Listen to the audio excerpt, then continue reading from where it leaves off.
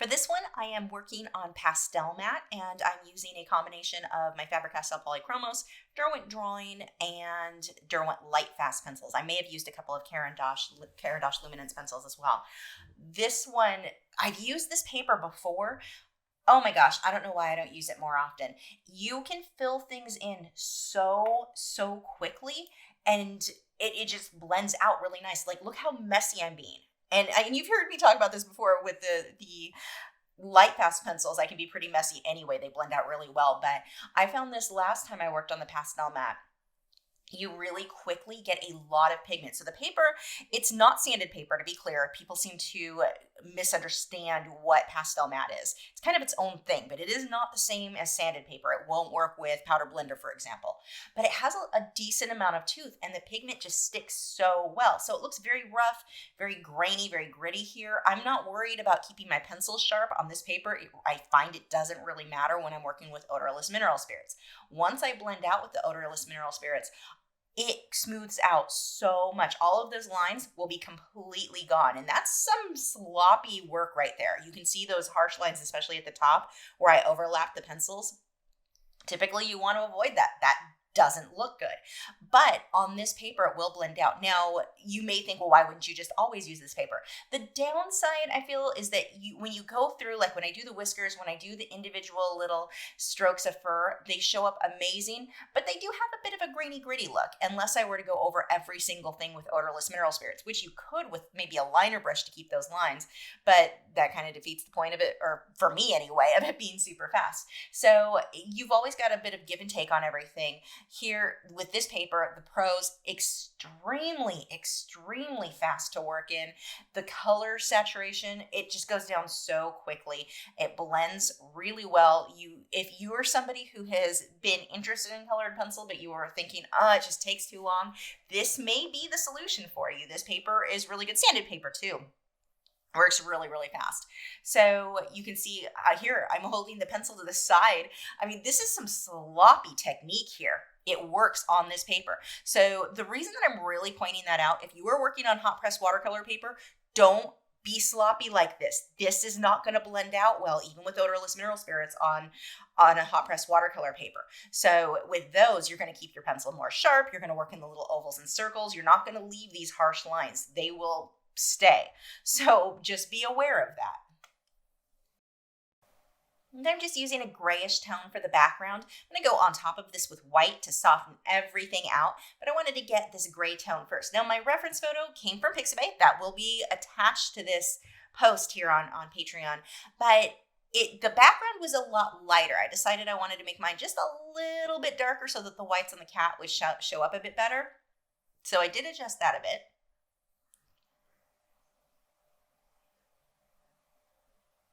This whole edge right now, I've got it pretty harsh. That's all going to get blended out. So we're just going to go ahead and fill all of this background in. And now with the colors, doesn't matter which color you use. I had most of my pencils out, so I'm not going to list out every pencil I have. I'd pretty much be listing every gray, every tan, every orange tone out of all of my sets. And I was just kind of playing around, seeing what I liked and experimenting. And that's what you want to do with your pencils. Just experiment. Grab a gray tone. If you make a few pencil strokes and realize you don't like it, put it down, grab another one. Don't overthink color. You've got to get that out of your head. That is something that is going to hold you back if you're so worried. If you think, if I only knew what color to use, my work would be perfect. No, that really has very little to do with it. Your values, dark's dark enough, light's light enough. That is what matters. And this is the background. You can do whatever color you want. If you want it purple, pink, whatever, go for it. We're going to go ahead and speed this up because I'm using the same pencil, same sloppy pencil techniques and going over this. Now you do want to make sure that everything is completely covered. Make sure you get, in the case like this, all of the white of the paper covered. If I leave kind of empty spots where it was sketchy and didn't fill in all the way, when I go over with the odorless mineral spirits, it's not going to look as good. So while my techniques are being really messy, I still want to make sure that I get full coverage. So once that's filled in, I'm going to go on top of this with white. And what will happen when I go over that, once the white's in, with the odorless mineral spirits, this is going to blend in with that gray, and I'll get this nice light tone. And the thing that I love with the pastel matte is how quickly you can do backgrounds like this. That took me almost no time. I mean, I know I sped that section up, but I probably had the background done within 10, 15 minutes. That doesn't happen on the hot press watercolor paper. That's definitely for something this size. This is I believe it's around a 9 by 12, 11 by 14, something around there. It would be a lot slower on a hot press watercolor paper. So here I'm using my Taklon bristled filbert with odorless mineral spirits, and I've got a decent amount on that brush, and I've not found that it damaged the paper at all. Now this was going fairly slow for so much of the area that I wanted to cover. So around the cat, using that smaller brush was easier. I don't know if you saw the fly that kept flying in front of the camera. I apologize for that. That guy was driving me crazy. I finally had to go stop recording and hunt him down. He was obsessed with my light. The dogs let him in. They think the back door needs to be open longer than it does when they come in and out. Anyway, that is completely uninteresting to anybody. So as I was going through with this brush, it was taking a long time. I've got a huge area to work on. So I ended up switching to a much larger Taklon bristled filbert, and it's one that I typically use for my color or for my acrylic painting. So that brush now is going to be designated just colored pencil. You wouldn't want to cross back and forth between what you're using for your colored pencil brushes versus what you're using for your acrylic painting brushes, because this is a wax and oil based product. And when you blend out with the odorless mineral spirits, some of that wax and oil is going to stick to that brush a bit. Fine for this, but I wouldn't want that mixed in with my acrylics. That could definitely cause some issues if any of that ended up coming out in my painting. So the brushes that I've used, and I'm going to use a mop brush, or it's like a wash type brush, I'll be using that as well, and those will stick now for my colored pencils. And I'm trying to blend out as many of these brush strokes as I can get, but look at how much of those pencil strokes came out, but now I've created brush strokes. So that's where I'm going to be using a mop brush, which worked so well. Soon. Just going around everything, filling this in, kind of working that brush in little ovals and circles. The reason that I do that is if I do perfectly straight lines, I'm going to get harsh start and stop points, which is not what I want here. I want this to be very, very smooth. Now I'm going to put another layer on top so it doesn't have to be perfect, but I'm trying to smooth some of this out. There's that mop brush I was talking about. Now with acrylic painting, I use a makeup brush. You could use that. That would definitely work if you've got a powder brush. This one's just a mop brush. It's an actual paint brush. They do shed more than what makeup brushes or makeup powder brushes use or do, but on something like this, the shedding doesn't affect me at all like it would in acrylic paint. It would just wipe right off, whereas with acrylic paint, it sticks into the paint, gets stuck inside, like it's attached to the painting at that point. But I'm using that mop brush, I'm going over it, and I can really easily get rid of a lot of these strokes that I'm getting from the odorless mineral spirits. Now, if you're working on a hot press watercolor paper, you don't need to use a mop brush. The mop brush is not going to really do any good to smooth things out. With this, the way that the pencil sits on top of the paper and how it stays wet for, it seems like a bit longer than you would with hot press watercolor paper that almost soaks in a bit more. This one, it soaks in, but it also kind of, the pigment sits on top. And that's why I can go over with this mop brush, this soft, large brush you'll see me use, and smooth a lot of that out. This brush is really tiny for this.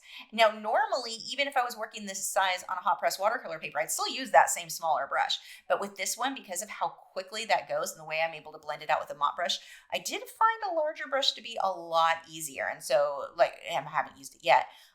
Anytime I'll switch over to it. But that brush will definitely stay in my colored pencil stuff just for working on pastel matte when doing these large backgrounds.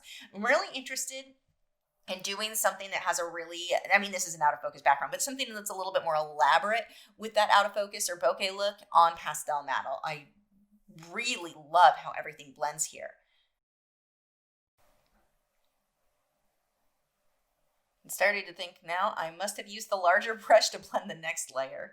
Looks like I just stuck with this brush for the whole first layer, because I like to make things harder on myself and take a bit longer. I'm going to speed this up. We're just going to finish blending that out and make sure you let this dry all the way. You want to make sure that everything is dry whenever you've used, no matter what paper that you're using. Anytime you've used odorless mineral spirits, make sure that completely dries before you go on to your next layer, or you could damage the tooth of the paper, which could be a huge issue with colored pencil. So now I'm using this light ultramarine blue, and I'm going to go holding it to the side, as you can see, and I'm just sketching that in real loose, very messy, same as we did on that base layer, using the same type of pencil stroke, so meaning messy. Now this blue, I ended up putting enough white. I just have a hint. I just kind of wanted a bit of a transition in color there, and so it's barely noticeable on the finished painting. Same thing going back over this with white. I'm using the Derwent Drawing Chinese white, going every which direction there. My goal here is getting pigment on the paper. Like you saw before, leaving those pencil strokes showing. There's no reason to spend extra time to try to smooth those out, because they're going to get smoothed out when I blend with the odorless mineral spirits.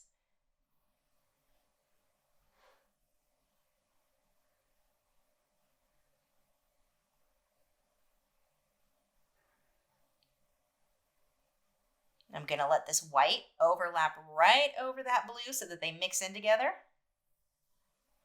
This will give me that really nice transition. You can see holding that pencil to the side. The pencil is not super sharp, not like I normally would do with working on a hot press watercolor paper or Canson Me-Tans or something similar. Stonehenge, any of those, I'm going to keep a much sharper pencil. Here, I really don't need to. Now here's that larger brush. It's a Golden Teflon bristled filbert. It's a Royal Soft Grip is the brand there, and I can be pretty messy. And if this blends a little into the cat fur, fine. I would rather it blend in a little too much than not enough. You don't want that halo or that glow all the way around. This paper works so well for layering. Like, you can get so many layers on top of it. So don't worry about not being able to cover if you get a little bit of this on the cat. That's totally fine. If you don't go far enough in, though, it looks weird. You want to make sure that it looks like the background goes straight behind the cat, not just stops and has that halo effect around him.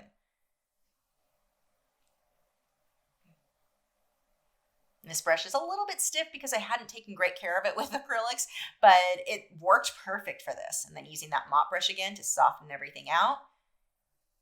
And you can see on the finished painting how great. It's such a soft background. And this was really fast. I mean, like I sped up a little bit of it, but it must have taken, I want to say, under 20 minutes. It was really quick to get this done. And this is what I experienced the last time. This is only my second time using Pastel Matte, but the last time that I had used it, that was my same experience. I only needed like 2 layers on the background to have this perfectly blended, great saturation on the color. It's wonderful for backgrounds. And that's it. That was just a very fast, and look how smooth that is. So I forgot to hit play on the camera. Basically, you can see what I did there. I just sketched in the reds, the pink, or not reds, it was mostly pinks and magentas, a little bit of brown just around the outside of the ear. Now we're going to get into all the detail work. Now this portion is I'm starting to get generally blocked in. Where are the lights and darks in the ear? That's what I'm focused on. I don't really care about the details being perfect yet. I'm going to come back after I blend and perfect things. But I do want to get a general idea. Where are the lights and darks? And I'm having to freehand some of this in because I really didn't have it sketched in. So I'm looking really closely at that reference photo and copying what I see there. As an artist, that is not something that you just need to teach yourself to do. Look at that reference photo. Copy what you see.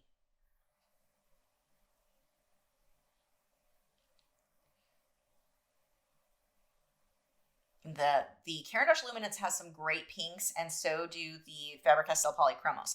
So the reason that I might choose a Luminance over a Polychromos, over a Light Pass, whichever, why I'm going back and forth between these brands is, in this case, it's not really about which one's wax or which one is oil-based. It's about which one has the pink that's closer to what I'm looking for. The Light Pass pencils in the set, I have the set of 72. There aren't many pinks in that set, so I have to go to other brands for those, or I have to mix, which you can do. It just takes a lot of time mixing your reds and your white together. So I would rather just use a pink pencil. So in this case, that's what's determining which brand I use. It was just based on the color that I wanted.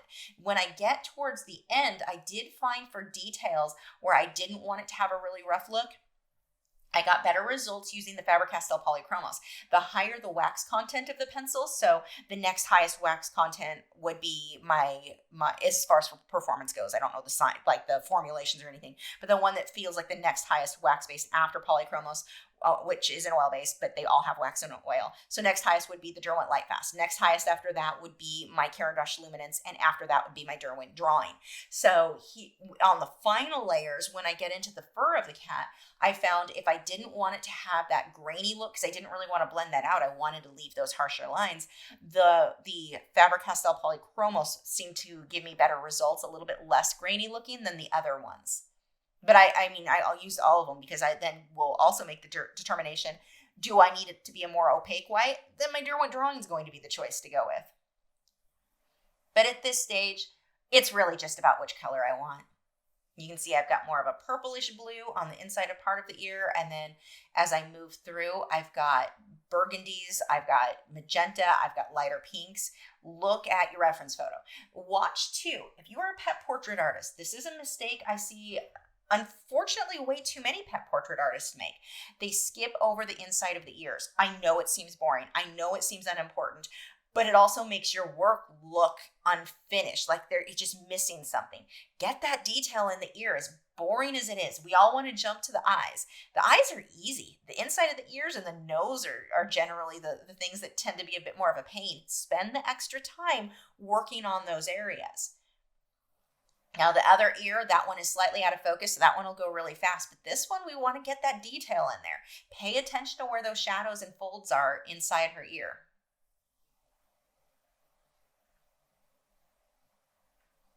We want to get a decent amount of pigment for blending.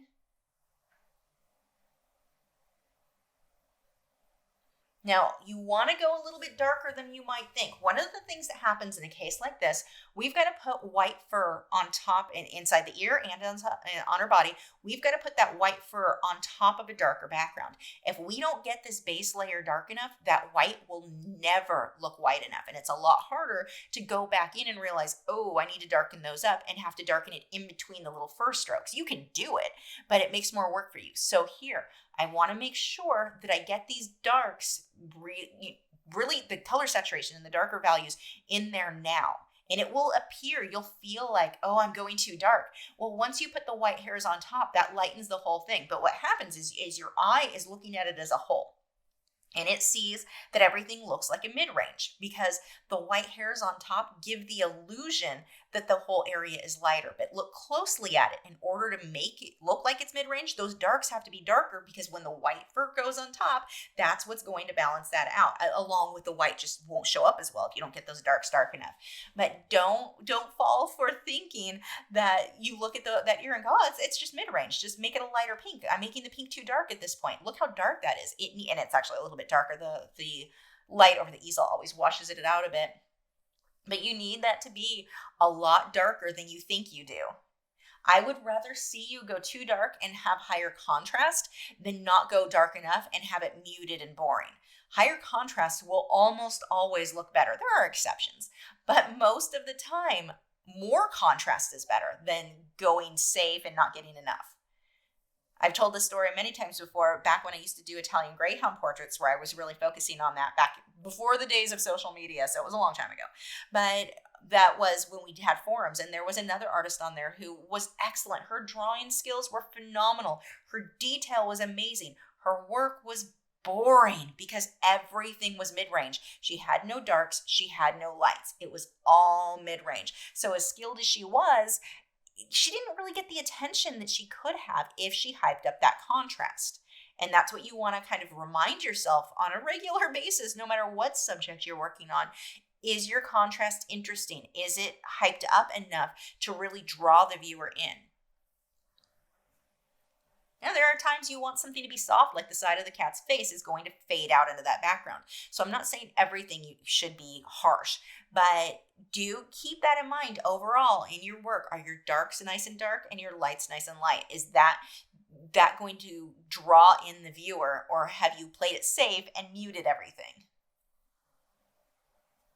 So coming over here with the inside of this ear, And I didn't even finish this one at this point. I just kind of blocked in my base layer while I was waiting for the other ear to dry.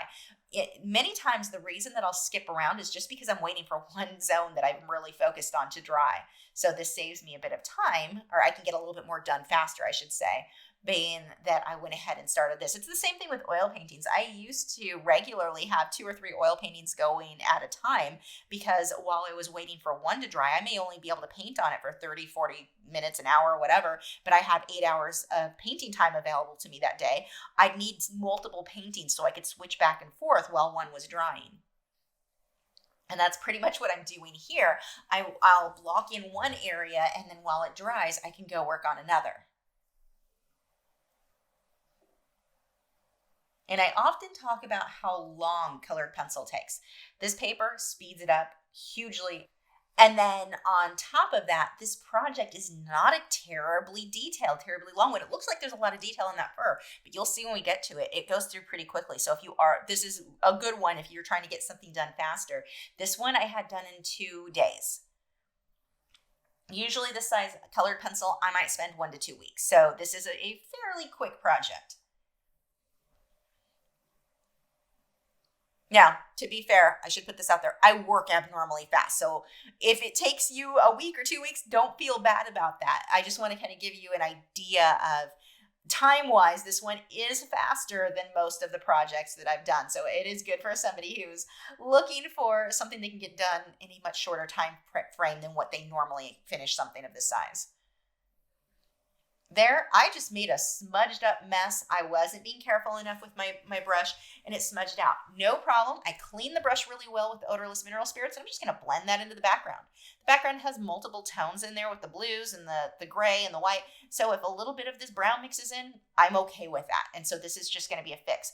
Was that my intent to have it a little darker there? No.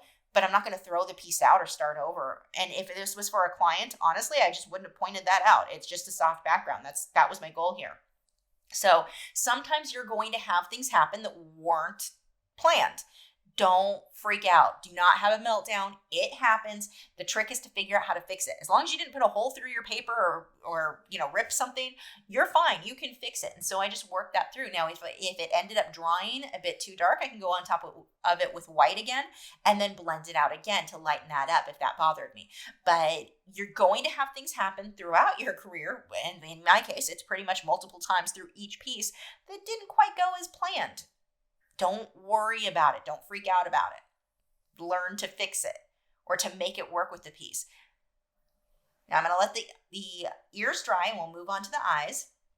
I'm using light ultramarine here. I'm going to go ahead and line everything. I can lighten things up with the white after. And talking about mistakes, there was a really famous jazz musician, and I forget who it was who had said this, and I'm going to screw up what he said, but it was along the lines of somebody came to him or was interviewing him, and they're like, wow, you never mess up. And he's like, what? No, I mess up all the time. But when I make a mistake, I repeat it, and then you think it was intentional. So that's kind of the thing with the artwork. When something goes wrong, turn it into something that looks intentional.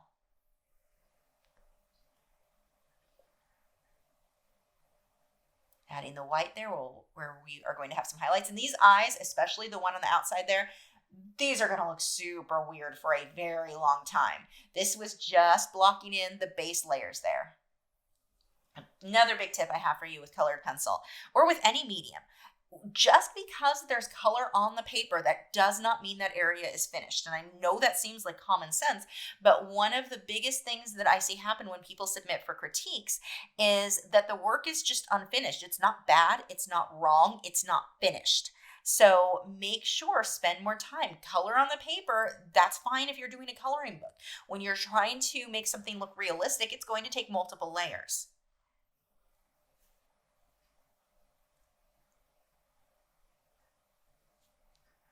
See how flat these look? And this one, oh man, did this piece go through some ugly stages. And it's amazing when you look at that, where I'm at here, that turned into that finished piece. So don't be afraid of your ugly stages.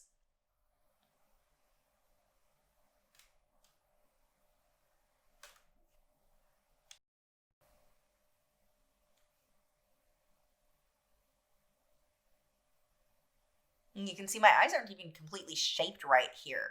That's all going to get fixed. So I've got glassine under my hand so that I can rest my hand on the work without smudging anything. I'm going to start getting a little bit more detail on the inside of the ear now. So I'm using this light pink. I think it's called Oyster.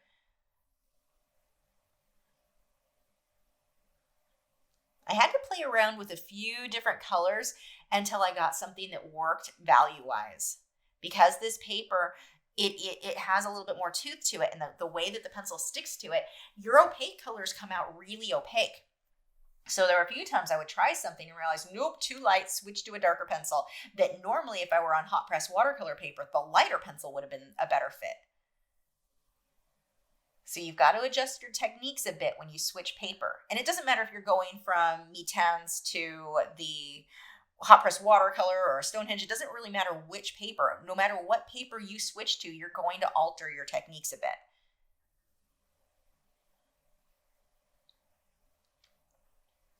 So I'm starting to sketch in some of these details that I've completely lost. And if this pencil is too light, no big deal. I'll just go over it with another pencil. There's nothing besides putting a hole through it or ripping the paper. There's nothing you can do you can't fix. So there's no reason to stress yourself out or worry about messing something up.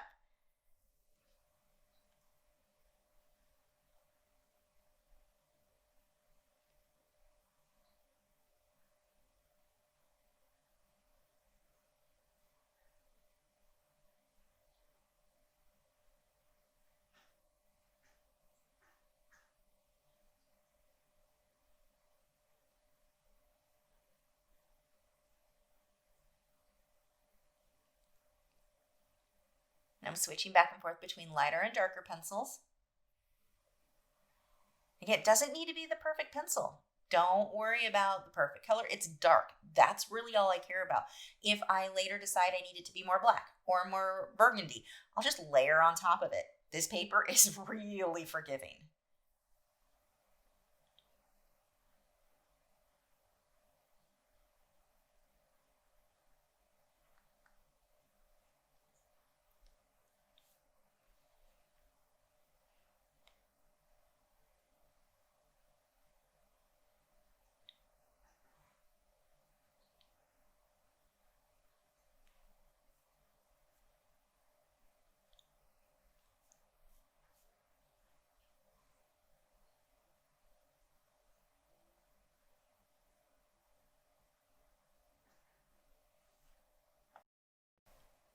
You know, a lot of the pauses that you see in this are me really studying that reference photo, zooming in, looking more closely at different things.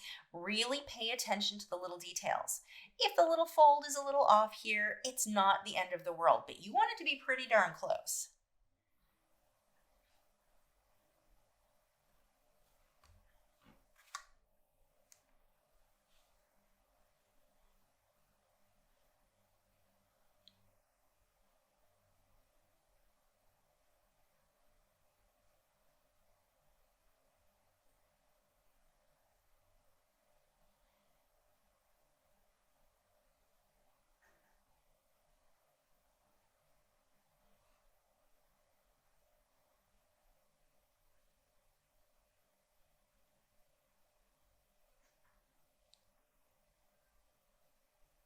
And these little things seem so unimportant, but like I was saying before, as far as getting the ears, they make a big difference. Now, an ear that is upright like this, or like a German Shepherd, a dog with upright ears, or, well, dogs with floppy ears are even easier, but those are a lot easier than a dog with like a rosed ear, what you'll see with maybe a pit bull with natural uncropped ears, a greyhound, Italian greyhound whippet. The dogs where the ears fold back, those take a lot more work, and it is so worth it. But really look at those details. Really pay attention to the folds. And if you're a pet portrait artist, those ears are something we're constantly petting their ears in most of these dogs. I know I am.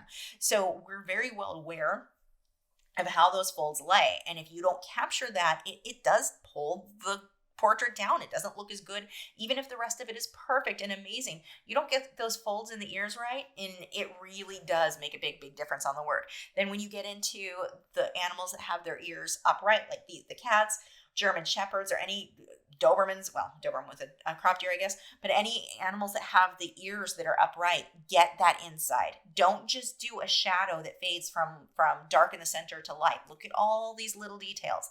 Look at your reference photo. You've got to teach yourself to pay attention to these details in the reference photo. Now, if you're a new artist, I promise you're not even noticing half these details. You're probably looking at what somebody else does and thinking, how in the world did they even notice that? That is completely normal, and we have all been there. The longer you're working and the more you're just aware of the fact that you're looking for details, you're trying to teach yourself to notice them, over the months or years, you're going to notice more and more and be able to get those details. So again, if you are new, don't feel overwhelmed or like, I'm never going to get this. Other artists notice more than me. None of us did in the beginning. That all took training and practice and experience. No matter how many books you read, how many videos you watch, how many tutorials you follow, if you don't jump in and actually do the work, sit there and draw and just be aware of the fact that you're trying to notice more details, just being aware of that makes a big difference. That is what's going to push your work to that next level. That you've got to practice. And you've just got to be aware of that you're trying to notice more. Now, so these little hairs here, they're a little bumpy. They're a little fuzzy looking, which in some sense kind of works for this. But notice too how they all curve a little bit. Those little hairs that come off the ear, they're not just straight lines. They're all slightly curved. When you're dealing with anything in nature, you don't want straight lines. You don't want the whiskers perfectly straight. You don't want any of the fur perfectly straight. If you're drawing trees, you don't want the tree trunks perfectly straight. In most cases, you're going to get a very unnatural, man-made look, a very stiff or plastic-like look if everything is straight, or if anything is straight, really. Look at how these are slightly curved. I don't have to push very hard to get this.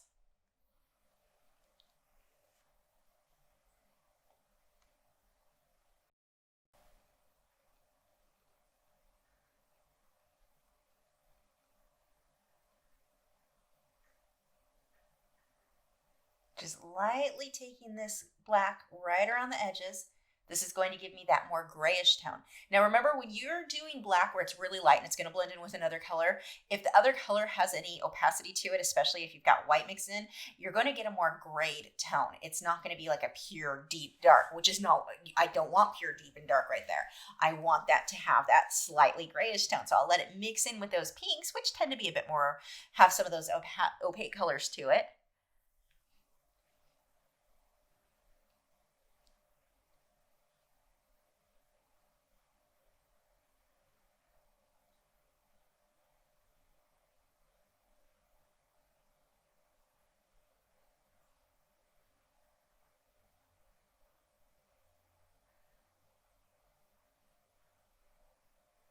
I'm using a smaller brush here. This is a Taklon bristled round, and blending that in just because I get it a little bit more control than I do with the other brushes. We're a bit large for some of these spots.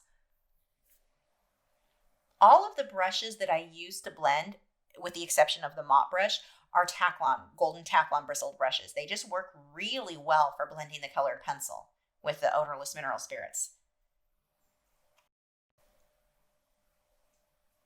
You can see I can even use the brush to push out some of that colored pencil because it picks up some of that pigment.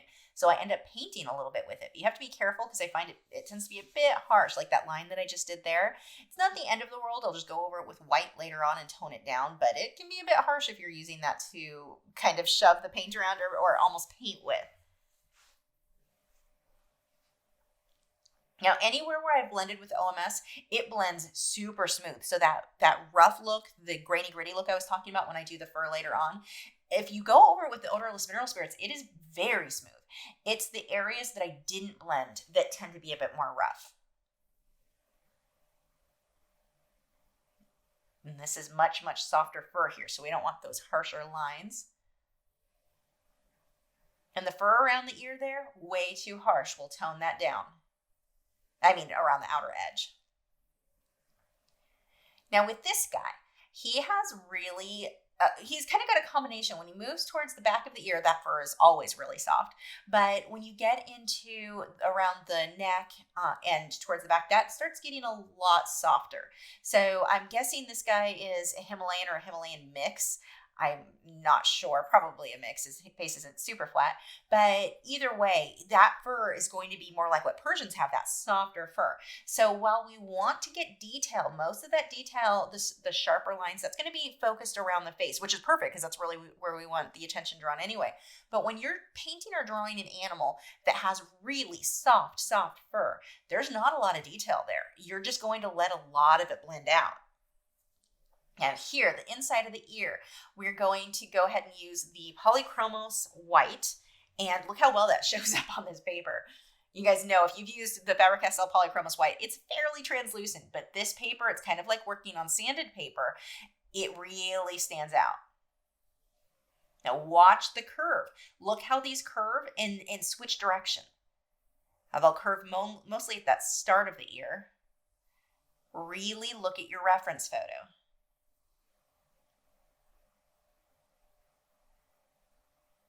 Do they curve in or do they curve out? They do both. Watch that photo.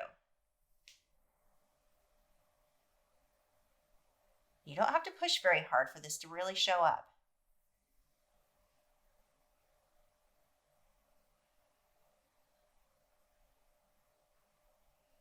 And we'll come back and do more detail on that. I'm not going to do a ton of it here. I'm not going to finish it really until I get more of the other areas of this guy done, just so I can balance everything out nicely. And to make some of this stand out a bit more though, went ahead and switched over to the luminance white. And so this one's going to be more opaque than my Faber-Castell. So this works really well for those highlighted areas, the brightest white portions. And we're going to need to do shading on some of these hairs. Got a little bit here, but like I said, we'll do more later.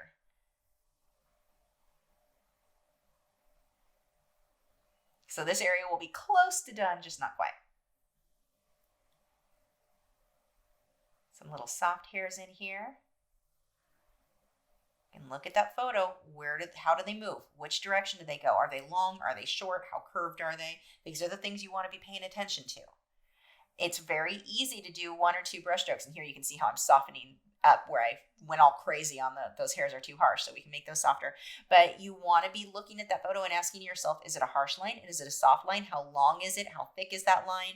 Is it a bunch of lines together or one? These are the things you want to notice. I mean, there's a lot more than that you want to notice, but that's a start.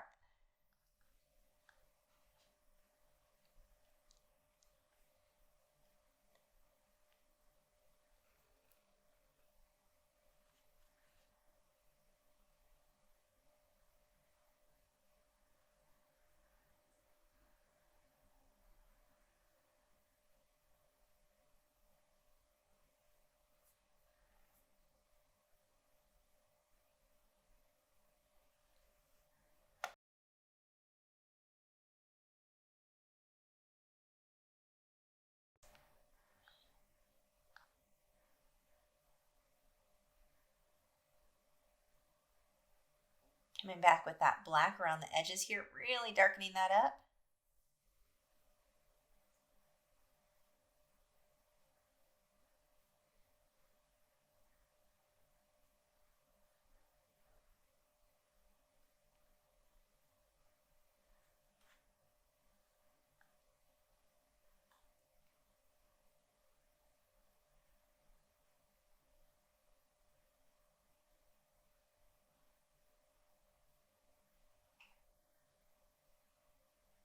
Now I'm using a more brown tone.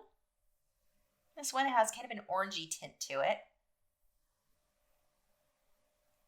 or reddish tint. Now look how I just fill that whole section in. This is going to soften out because it's a little bit more solid. And now I'm going to start blocking it. This brings me into one of the ugliest stages of this piece, but it's going to start, my goal here is to start mapping out where are my lights and where are my darks. So we've got this gray. I pulled the same gray I used in the background here because I want this to just kind of fade into that background a bit more.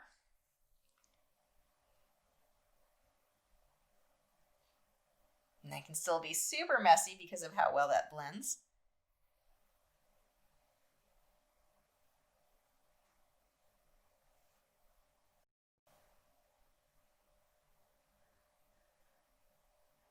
Filling this area in. Again, once I blend that out, it's going to give me a much softer transition between his neck, or the back right there, and the background.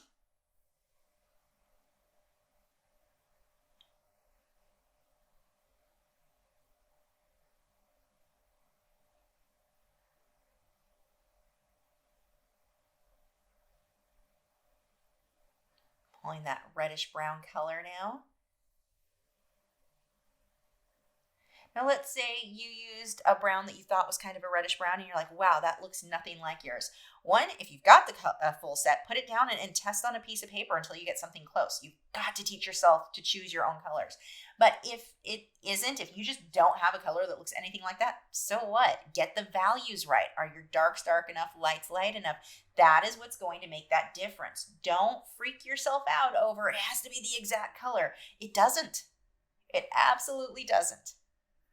This is art. It's not math. It's not even cooking, where things have a little bit more of a formula and science to it.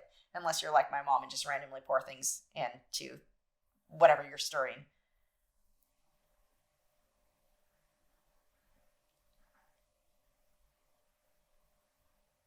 Actually, I guess my artwork is a lot like my mom's cooking. Just experiment, throw things together, see what happens. But being willing to experiment, this is what will pull your work to that next level. Here, I've got almost a purplish tone. It's kind of a dark magenta. Definitely has that pinkish tint to it, though. You can see how pink this area is when I blend it out. Now, this was the same pencil I used for some of the darkest areas on the inside of the ear.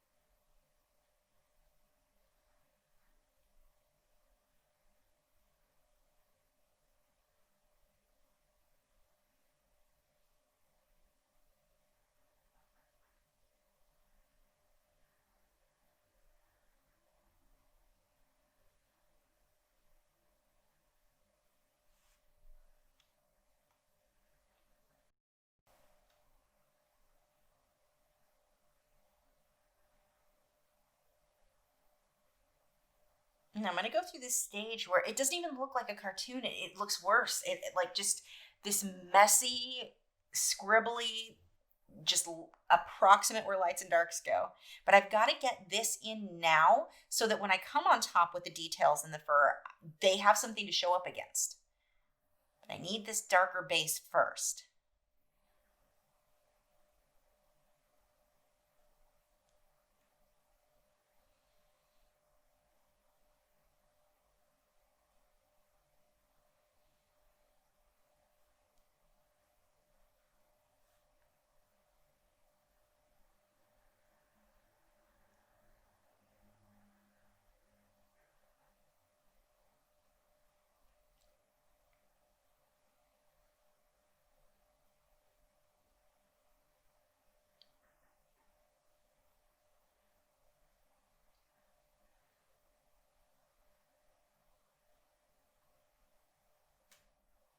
Now look how this just blends into this soft, soft look, even though I was so sketchy and messy.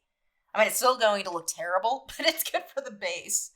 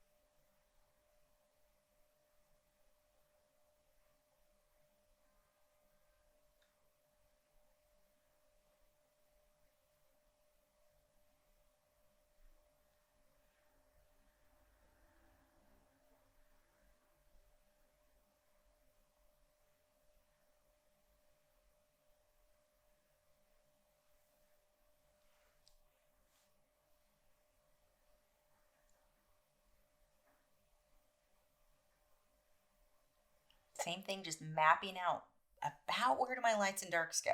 This is all going to get blended out. So even though I'm kind of moving the pencil in the right direction that the fur is going to go, it's not going to matter once I blend that out.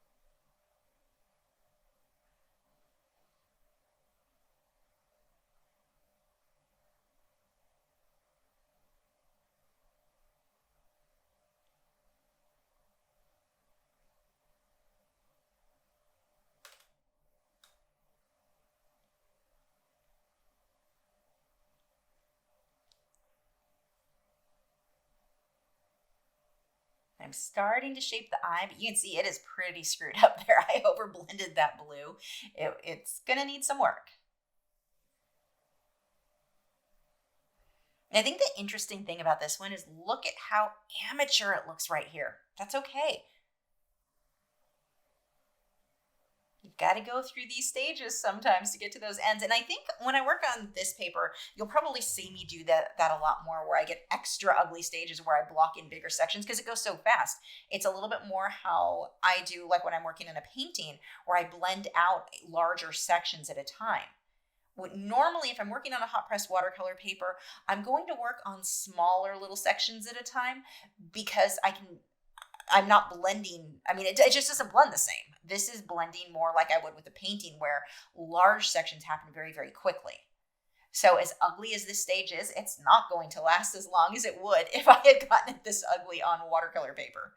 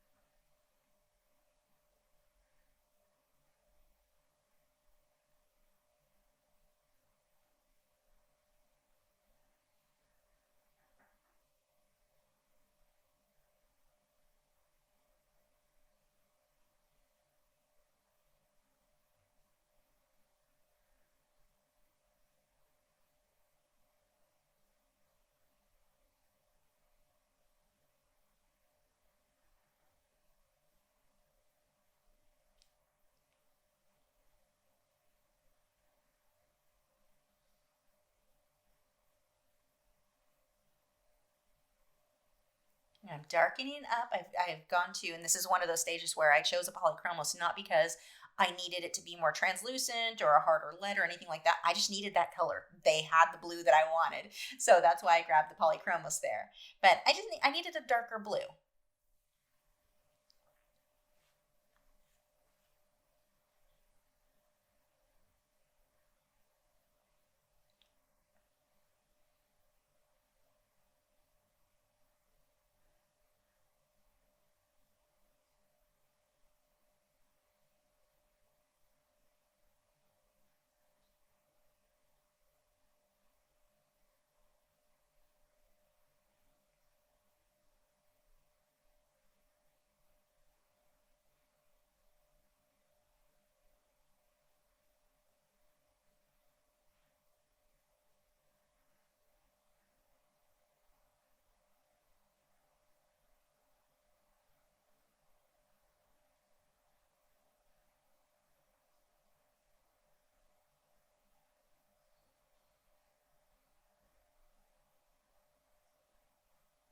And this is the same thing. We're just mapping out where are the lights, where are the darks.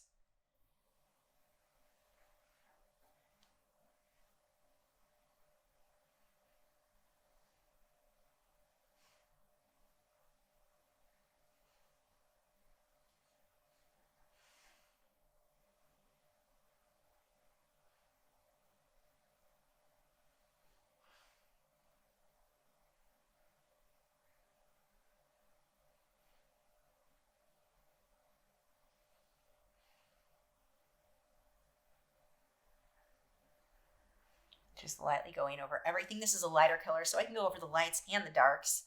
Not a big deal there. It's that kind of orangey brown color again. Now, this isn't because this cat would have this color on this underside of the face. That's a shadow. That's reflecting whatever he's sitting on. It's reflecting something else in the room.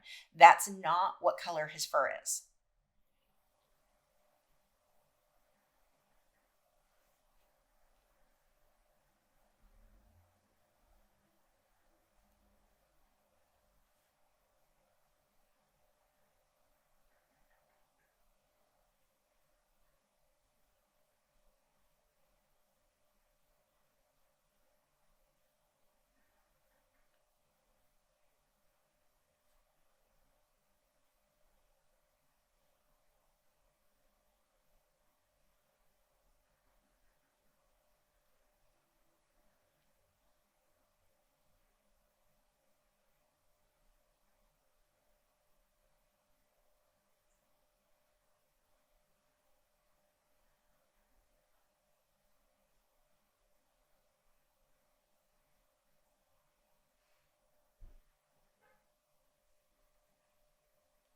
Look how sloppy I am blending this.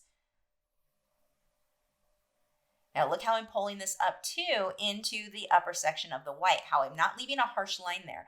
I'm letting that pull right on the kind of the corner of the eye there. Look how it's blending up into the white there. It gave me a nice soft transition. And the reason for that is that way I'm not fighting a harsh start and stop line in that space. I mean, if it was harsh, it's not a big deal. This all blends out. I can layer into it, but it does make it easier if things are a little bit softer when I'm going to want that transition later on. But this gives me that nice base that I can start putting those fur marks on top of. And the fur is so easy and it looks so good, but you've got to get this base first. And see how it's almost like painting. See how you've got more of these pencil brush strokes than you normally would if you're working on a hot press watercolor paper. If you need to smooth that out, grab that mop brush. So I let that dry. I'm going to go ahead and, it's mostly dry. Go ahead and start layering some of the area around the eye. And I'll layer that right into the previous areas.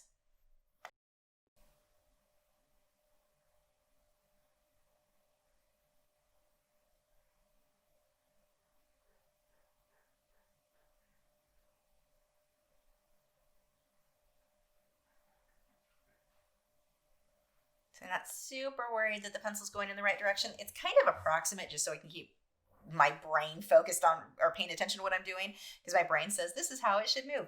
But really none of this matters. This is just blocking in where are my lights, where are my darks, because this is all going to blend out into just a solid mass of ugly.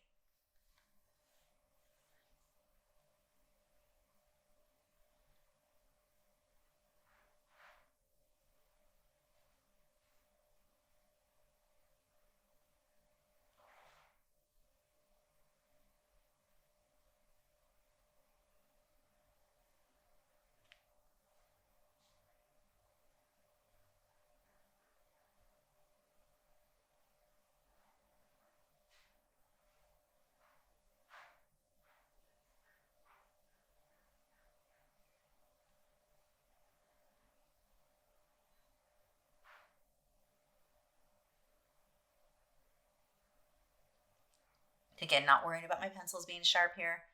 All will blend out. So now I'm using a medium gray. This is going back to the same thing I was talking about before. This is all white fur. This is going to be a lot lighter, but I've got to get this dark first so that when I put the whites on top, it'll show up. They won't show up at all if I don't do this first. Otherwise, I'm just putting white marks on top of white. So you could technically leave the white of the paper and then come through and put all the shadowed areas in, but that would be making a lot more work for myself. So here I find it, especially on paper like this where your lines show up so well, I find it to be way easier. Go ahead and block in that base layer, and then we'll come on top with those little white hairs. But those little white hairs won't show if we don't get that dark first, and that's really true for everywhere that we're working on right now.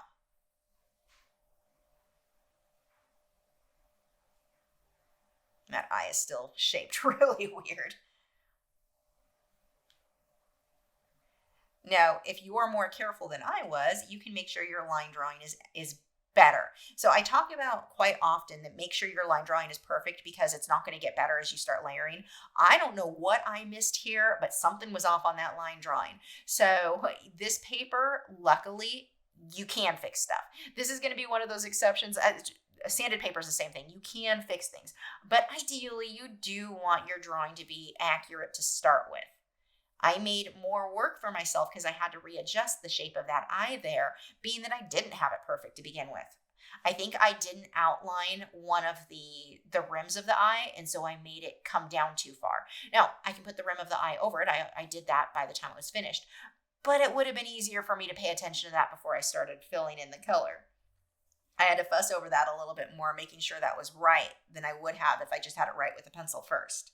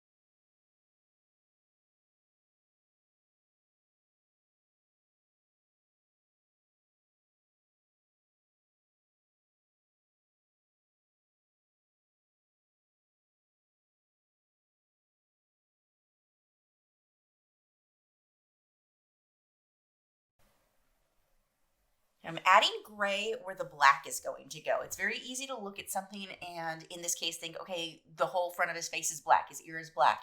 Don't jump straight to black for that or try to go too dark. Here, by going a little bit lighter, and I know that's kind of opposite because I was saying on the white fur we wanted to go dark so the white hairs or the white pencil will really show up on top of it. Here, I'm putting the more the mid-range tones, the gray, where the highlight is going to be, and then I'll come back and add black where it's going to be really dark. Now, technically, you could just put black everywhere and come back and put highlights on top. I find this to be a little bit easier, though.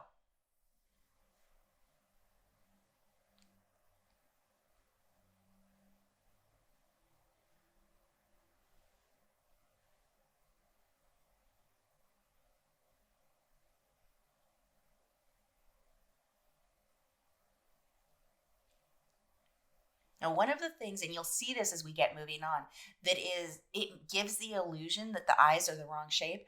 The eye I've got coming up, it almost looks like it's touching the bridge of the nose or the front there, and which needs to be black. But there's a little bit of a gap, a light gap between the black, just right in between that eye on the outer edge and that bridge of the nose. So as we come through, we'll want to make sure we get that highlight in there because it really does, it changes the expression on the cat's face and it also changes his anatomy by this little tiny highlight. The smallest things are going to make a really big difference in getting your work to be accurate. Now you can start seeing like that line that I just put. See how it looks like it's touching the blue of the eye? It needs to not do that. It needs to have a slight gap, a slight highlight in between that and that outer eye. Blocking in about where the darks are going to go.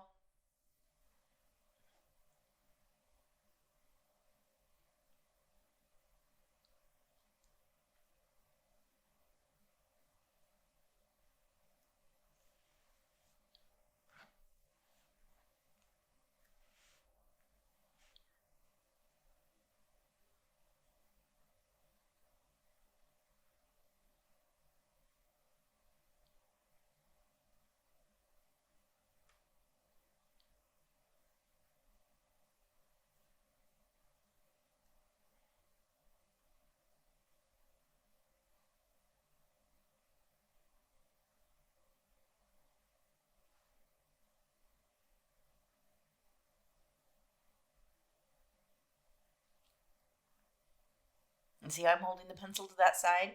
Remember, if you are working on a hot press watercolor paper, basically anything other than either sanded paper or the pastel mat, any other type of paper, don't do that. If you're trying to get a smooth look, it won't blend out. You'll have this really rough, bumpy look.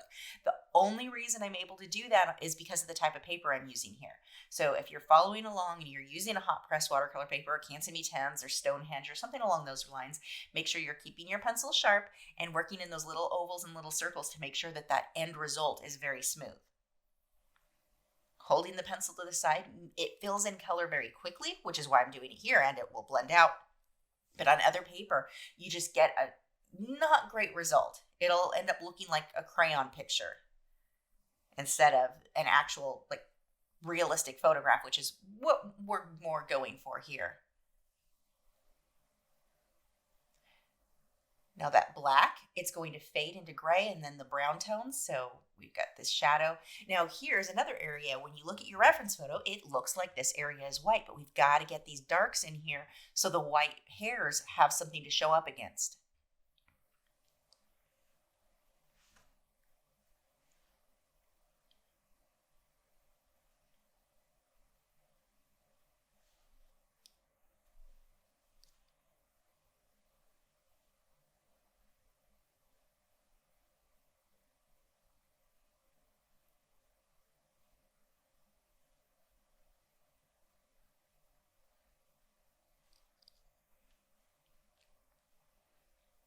Here I'm using that oyster color. It's kind of a buff, just tan color, just to get a base. It's hard to tell because of the way the light overexposes it. But there you can see it's like this really pale grayish kind of color. I don't know, I'm making stuff up. It's, or I guess cream might be a better way to go. It's just not white. It's off-white. There we go. It's off-white. Got to get the shadows in here for the white hairs to show up against.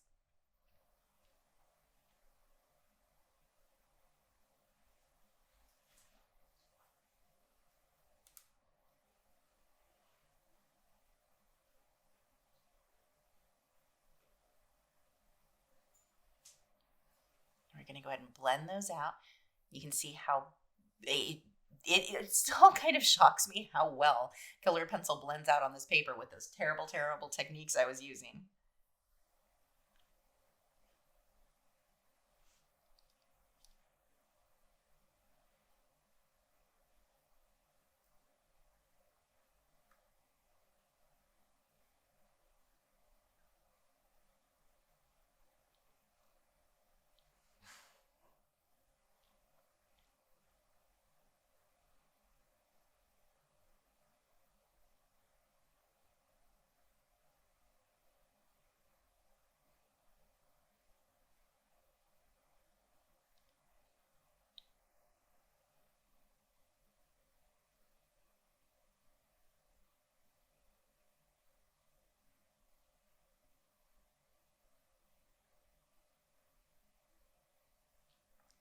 I'm just letting all of this smudge together since it is a base coat. I'm not trying to preserve any details or anything like that. That is completely unimportant. I mean, I don't want to completely blur out the eyes to where I can't see where they're going to go. But besides that, I'm not trying to keep any of the little hair marks for the fur or anything. I just want this base layer.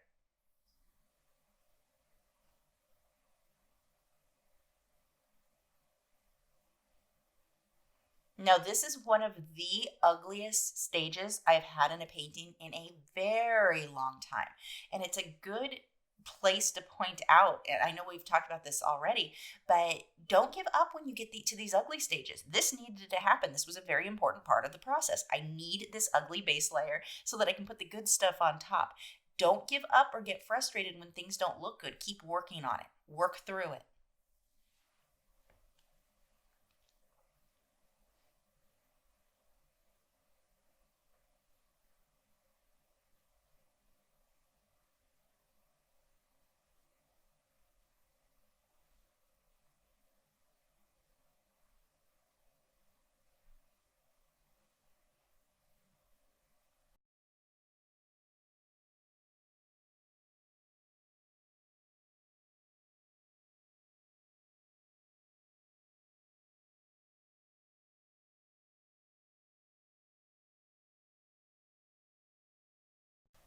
Now we can start focusing on the detail.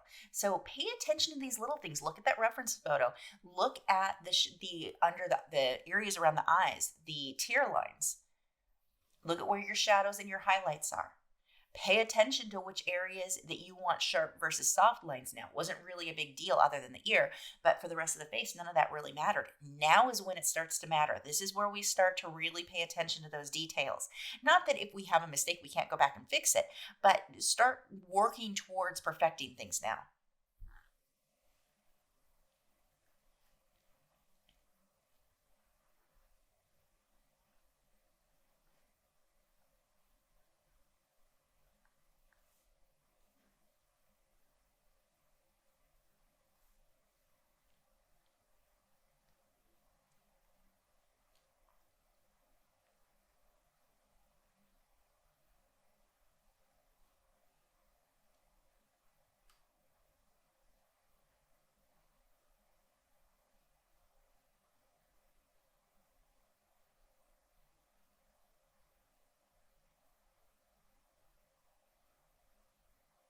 Now I'm using that smaller brush just to keep everything from getting too out of focus when I blend. And I find that to be more important on this paper, using the smaller brushes to blend, than paper like the Canson E10s, the hot press watercolor paper, all of those types. Because here things smudge out more like if you were using watercolor pencils or Inktense pencils. When you add water, how it can easily spread all over the place. And that's really what happens here. So we want to use a smaller brush on areas that we want that blending to be tighter. If I were to use my typical, usually when I use like Fabriano or Arches, I will blend everything with that same Taklon bristle filbert, the one with the black handle you guys have seen me use for years. Here, if I were to use that, I'm going to make a blurry hot mess because it's a tiny, tiny area.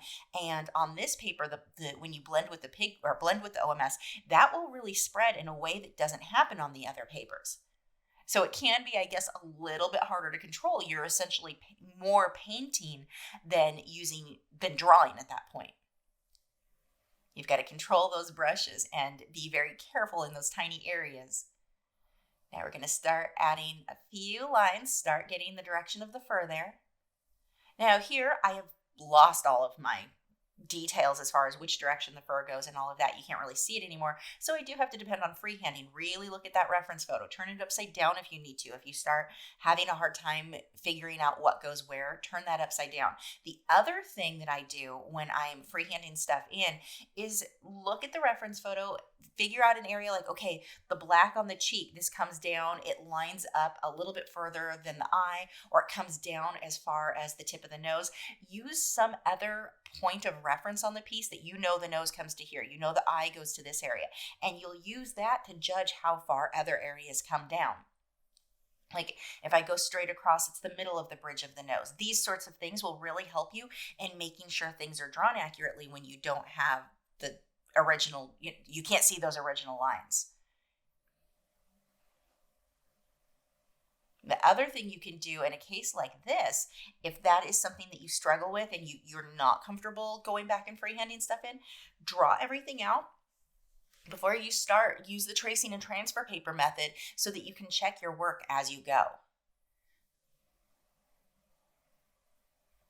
You would just hold the tracing paper back over your drawing as you work to see, okay, am I a little too big on the eyes or are they a little too far to the side? Anything like that. You can very easily check yourself.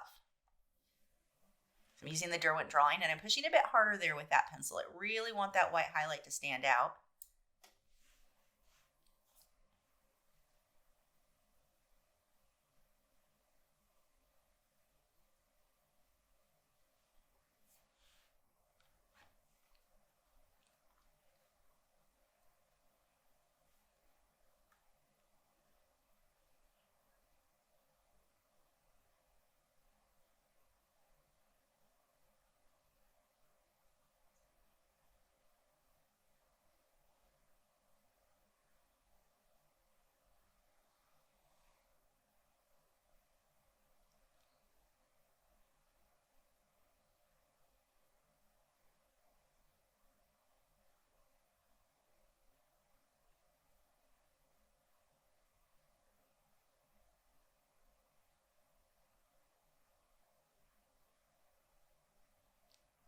See, now I'm really cleaning up those details.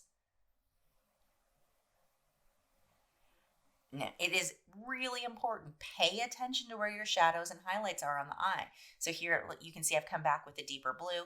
I've got the lighter blues, and I'm using a gray tone for the deeper shadows under that upper eyelid. If you miss those shadows, your eye, he'll look like he's just staring. His eye's all buggy and staring like it did before we got to that stage.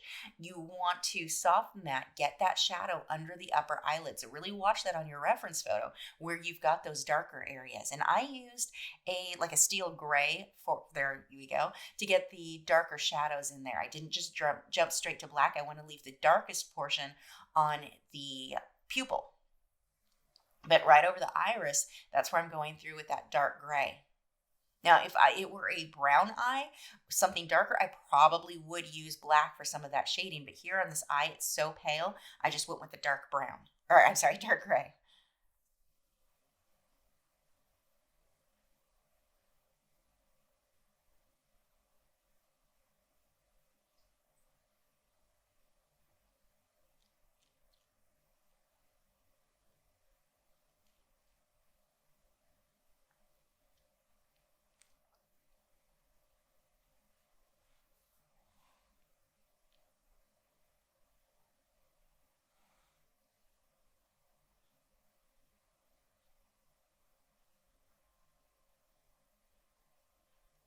And my favorite kaput mortem that I don't say right, but I'm using this pencil for some of these shadows as well. And I use that pencil, I use it a lot on every piece, but I'm using it a lot on this one. You can see I'm going right over a lot of the black too.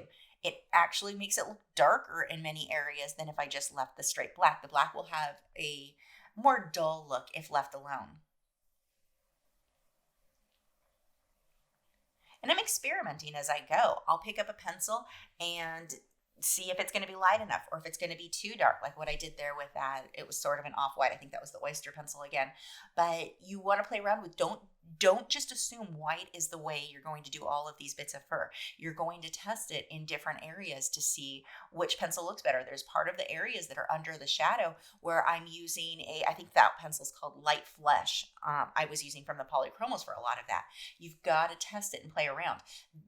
There's this idea that artists just know this is the color I use. I know the exact order to do everything, and I have the recipe as we work. And that's not how it is. With art, everything is experimenting. You pick up a pencil, see if it worked. If it didn't give you the results you want, you put it down and you pick up a different pencil. Do not get overwhelmed by, but I just don't know what pencil to use. Pick one. Pick any one. If you pick the wrong one, you didn't hurt anything. Put it down and grab a different one.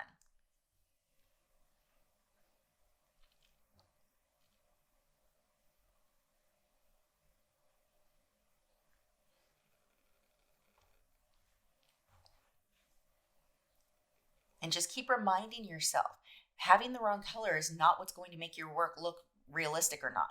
Getting your values correct, having an accurate drawing, these are the things that are going to make your work look realistic. I think I'm using the Arctic pencil there from the Light Vest set. Now, when I initially saw the Light Vest set, you've got Arctic, you've got Oyster, you've got White, you've got, I forget what the other ones were. They're all almost white. And I was thinking, why would I need this many off-white colors? That's really an odd thing to include. I've not seen that in most sets. They're all so close. But on this paper and on sanded paper, they're more obvious. I don't find that big of a difference when I'm working on a hot press watercolor type paper.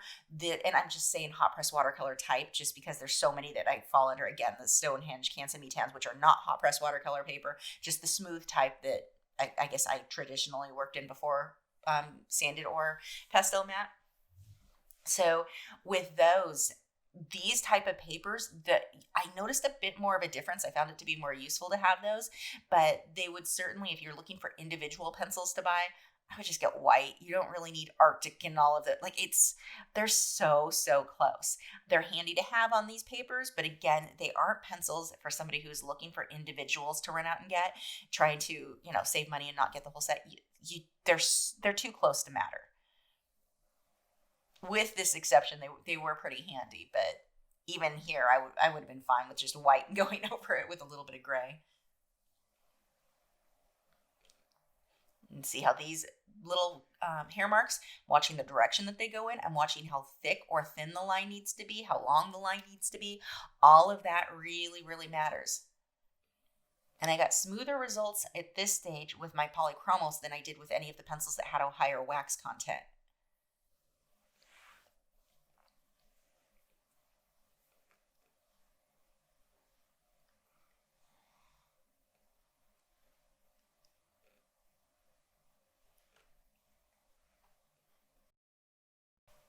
And like always, I'm not sitting there counting this many little black hairs going this direction, this many that direction. That I feel is unimportant. What I'm looking for is getting the feel of the fur, going the right direction. And here's another huge tip. These need to overlap. You don't want random bits of fur that are not touching each other. This has to overlap to get that softness. You also don't want to do this in a sort of paint by number, just put the right color in the right place. If you don't have things overlapping, you're going to end up with fur that looks like a plastic toy. We want that softness here, and letting them overlap is a big deal. Now there, I had that light gray, and then I put the black. Then I went over with the Caput Mortem color. See how I'm going in between some of these?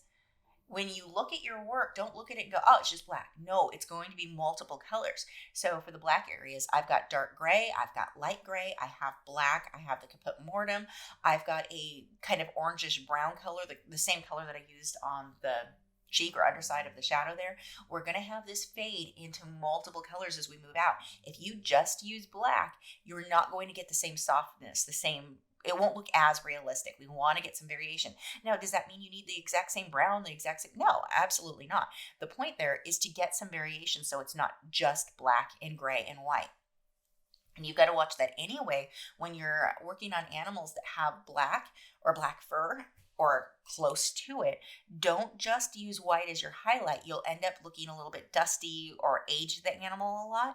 Usually you want it when you get those highlights on the black fur, try pulling in like a light ultramarine. Some kind of a blue in there will really give you it'll make the fur look a little bit more glossy. And we'll use that on this one towards the end. And this is the fun stage to me. I've got everything blocked in, so every pencil stroke I make, it starts looking more and more and more realistic. And I like to pick one area and just work my way out of it. So I started around the eye because that was easier for me to tell what went where. I had the rest of the eye to use as a guideline.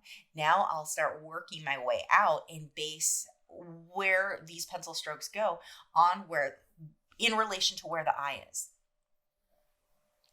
So like here, I'm looking at that and going, okay, if I go straight across, there's the corner of the eye. And I know that this area needs to be really dark. But check yourself against your own work as you work.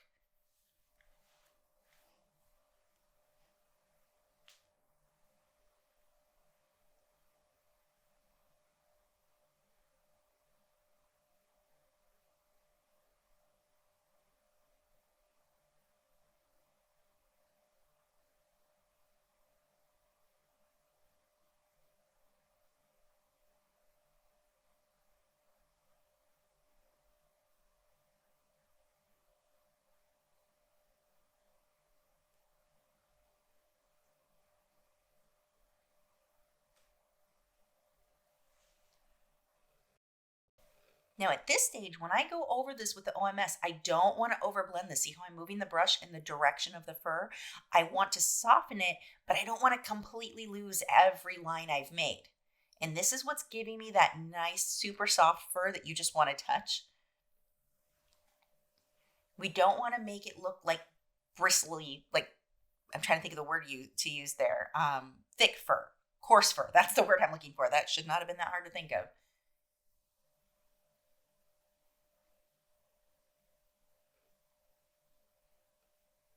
Starting to put in the chunks in which direction this fur goes in. And I'm going to have to soften this out quite a bit too, because this is a very soft section.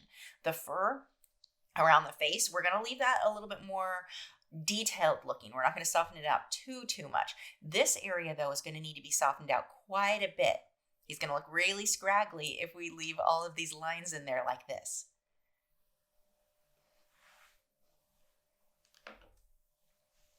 See how we can soften that? Now, I didn't even have to dip that brush back in the OMS. Just what I had used previously was enough to start blending this out. That brush was just slightly damp and that worked.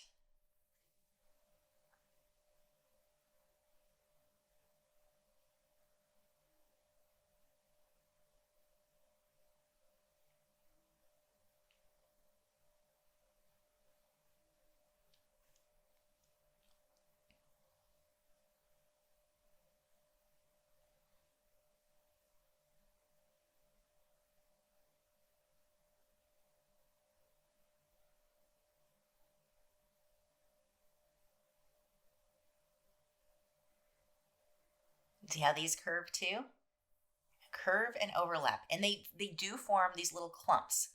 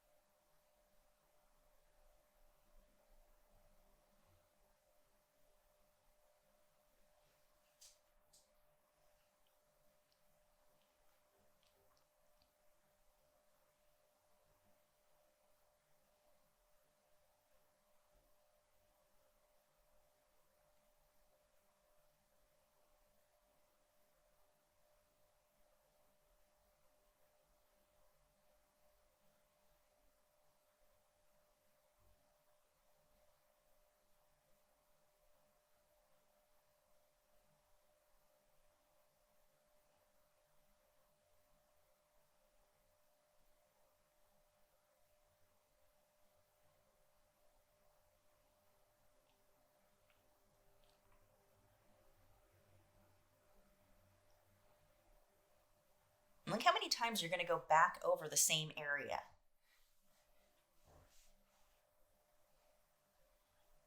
And if you realize, wow, I went too light, don't worry about it. Go back over it again.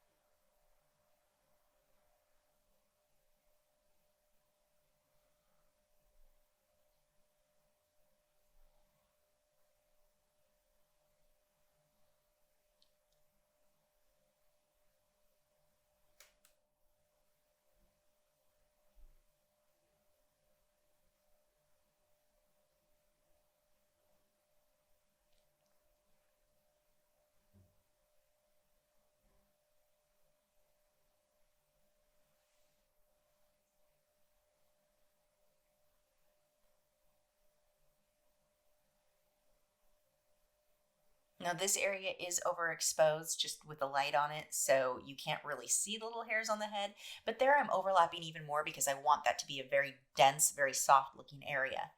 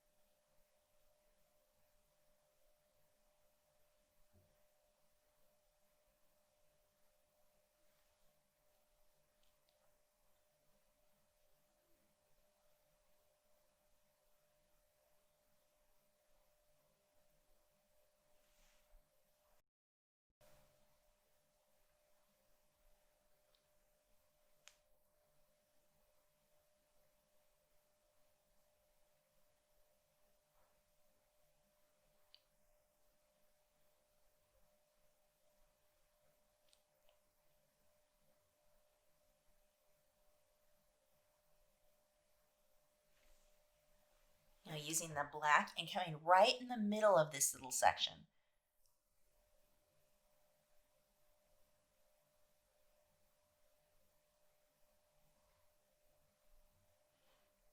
Make sure you're being deliberate about where you're putting these pencil strokes. Don't just start scribbling all over the place. I've seen students do that where they just kind of get frustrated, they get sick of it, and they just start scribbling black everywhere. Whatever color they're working on, they just kind of start throwing it everywhere.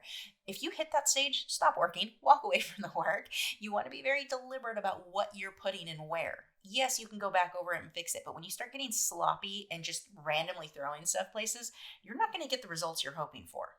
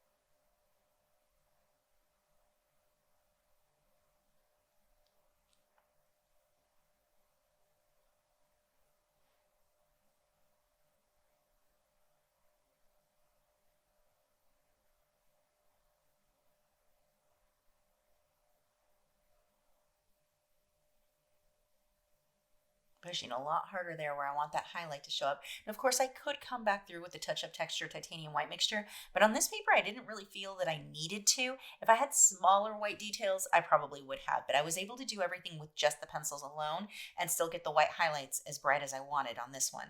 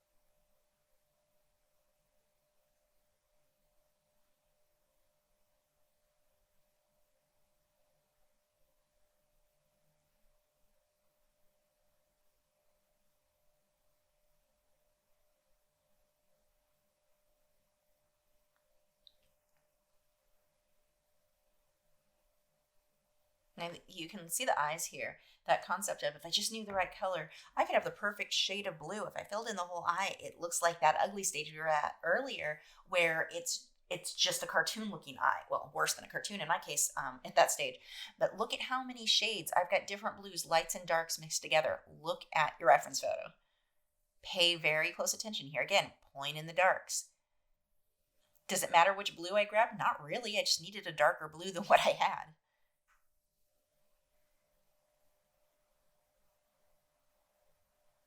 Paying attention to that tear line around the edge.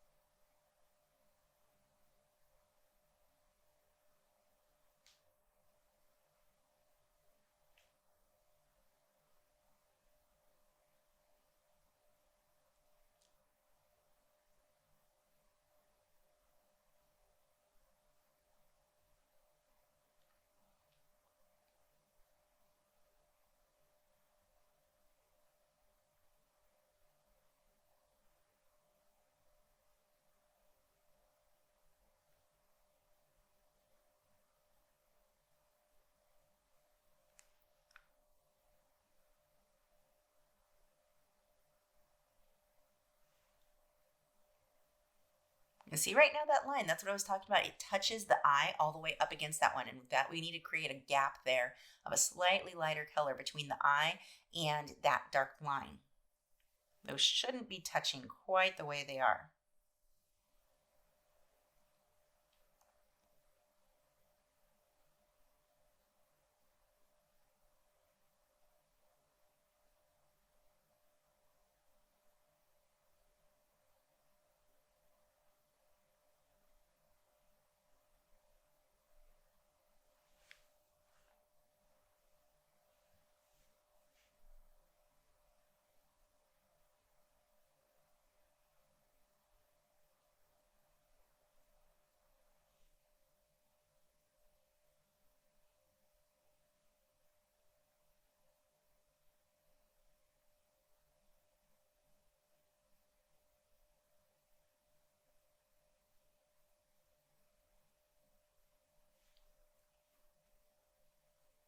Careful not to overblend this out into that background.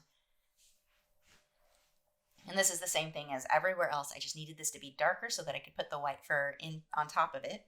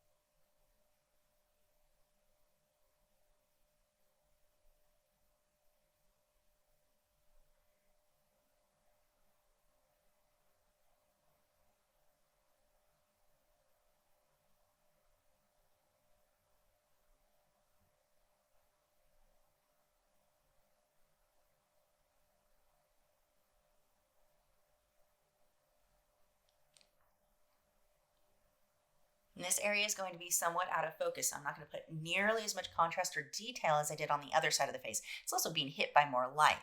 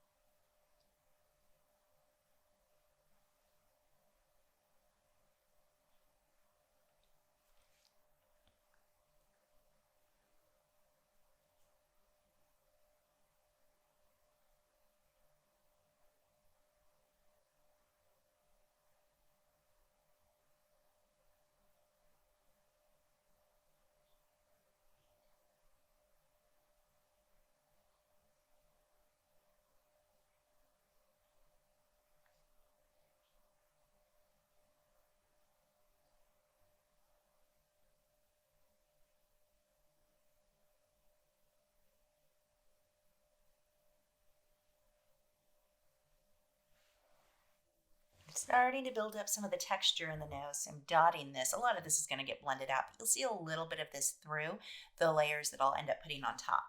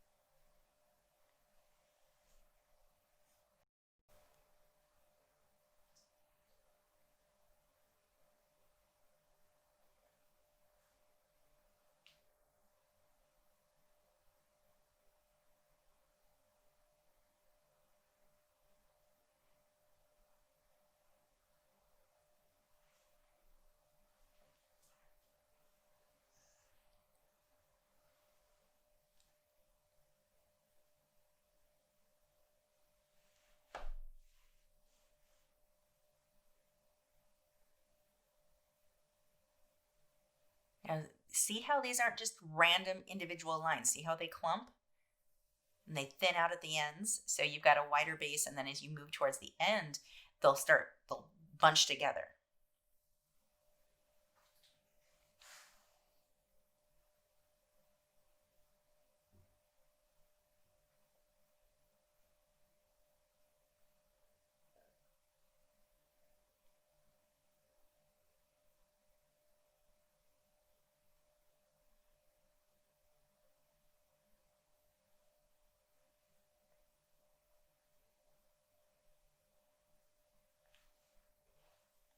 Just lightly blending those just to soften them, but I still want to be able to see where they are.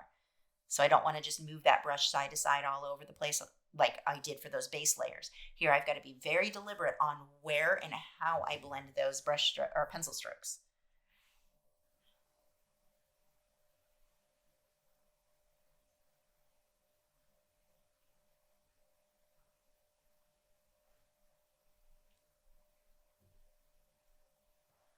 Now I'm going to speed this up just a bit here so you can really see the layering process. I mean, the pencil strokes I'm making, they're the same throughout this, so that's not really important here. But what I want you to focus on is the way that I'm overlapping one section to another.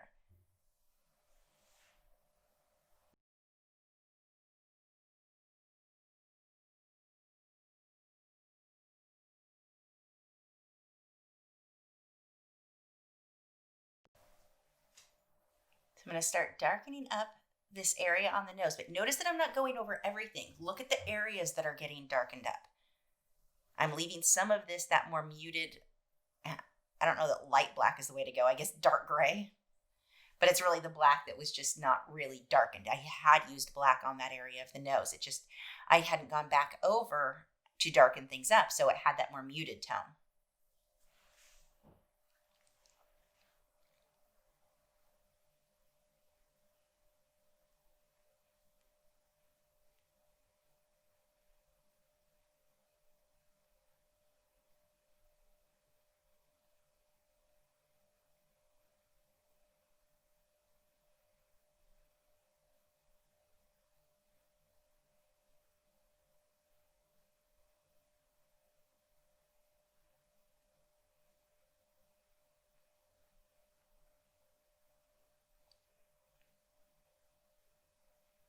Gonna get that whole area a bit darker there, just as a base.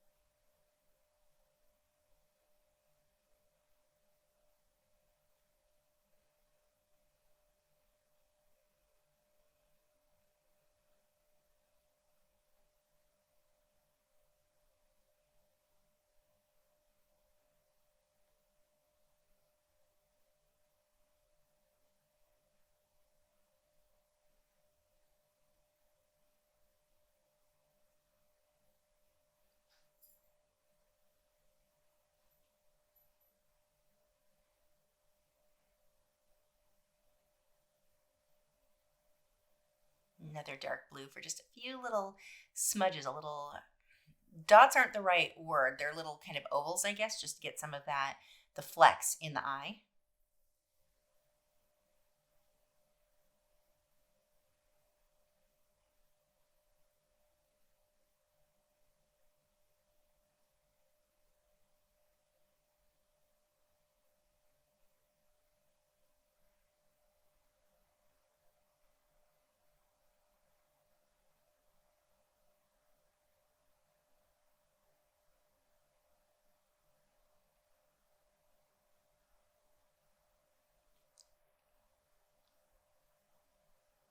Going to pull more of this magenta tone down just around the front of the mouth.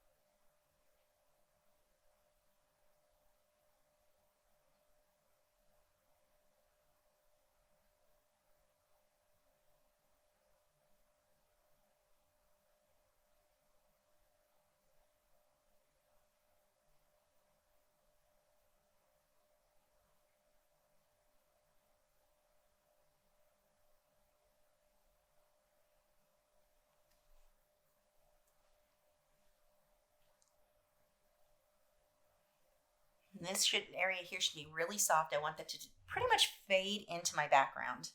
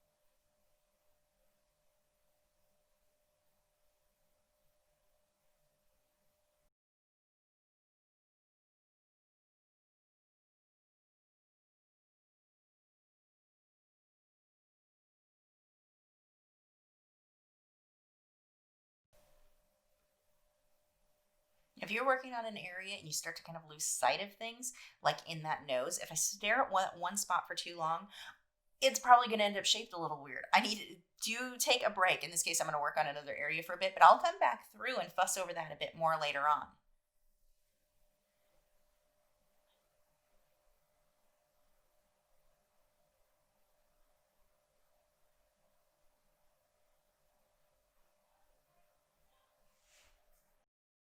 Now, this whole area is going to feel very, very weird until you get to the whiskers, but you can't really put the whiskers in until you get these base layers in. So be aware of that. It's normal to be at this stage and think nothing's really looking right as I get these little lines in there. The whiskers are going to break all that up, but we can't do those just yet.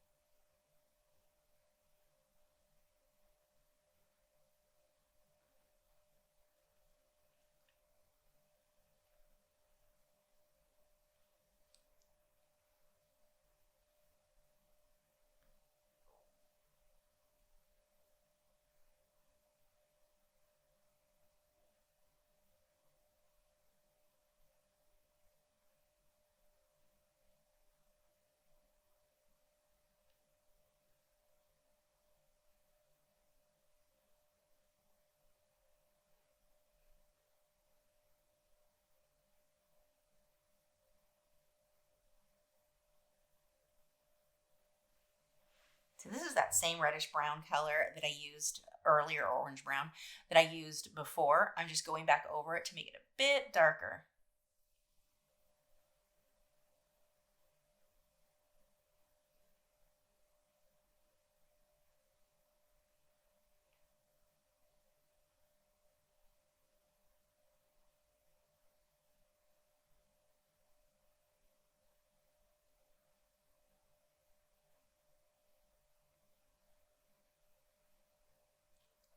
I can come in between with some lights. Now, I'm not trying to fill this in completely. I want some of that base color to show through. That's really important. Otherwise, there was no reason to put the base color. So don't go overboard when you fill or start pulling in those top layers.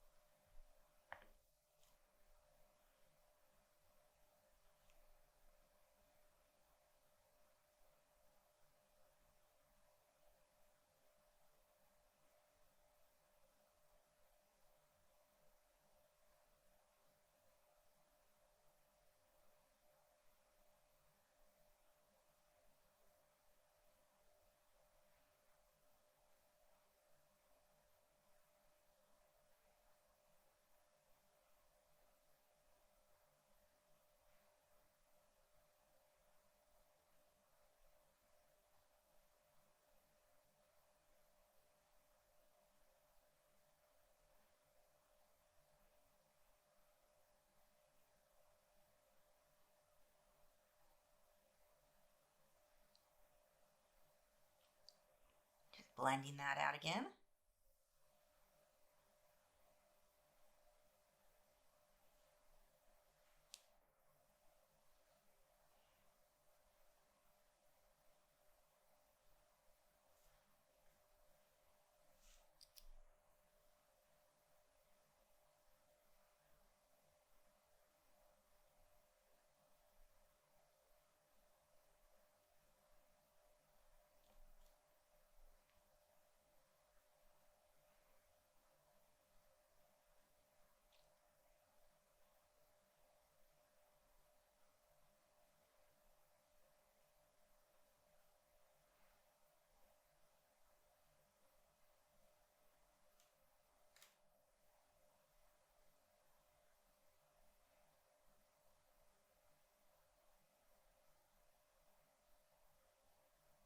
Constantly look at your reference photo. So this is sped up by not quite 2, but it creates the illusion that I'm not really stopping. I am constantly stopping and looking at that photo.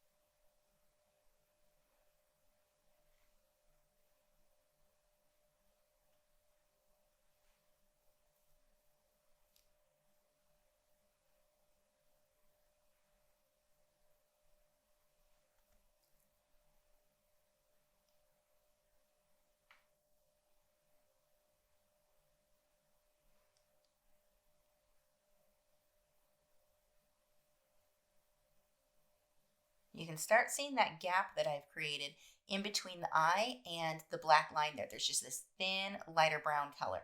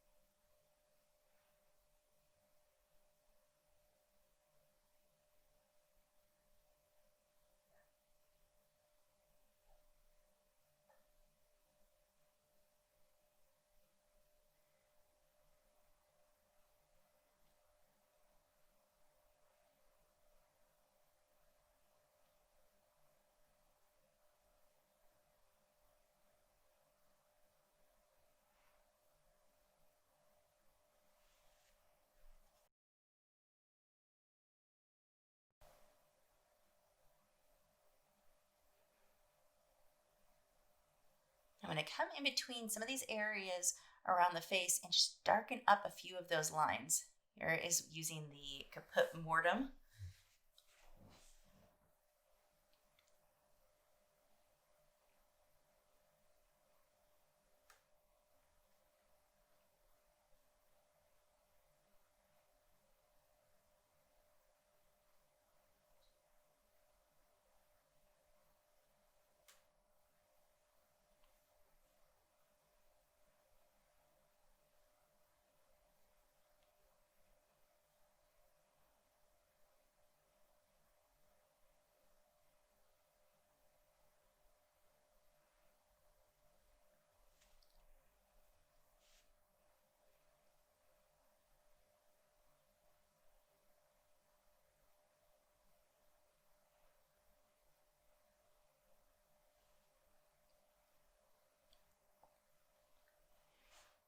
Notice how a lot of this curves a little bit around the eye. Don't make everything in straight rows. You'll flatten his face out. Watch where things curve.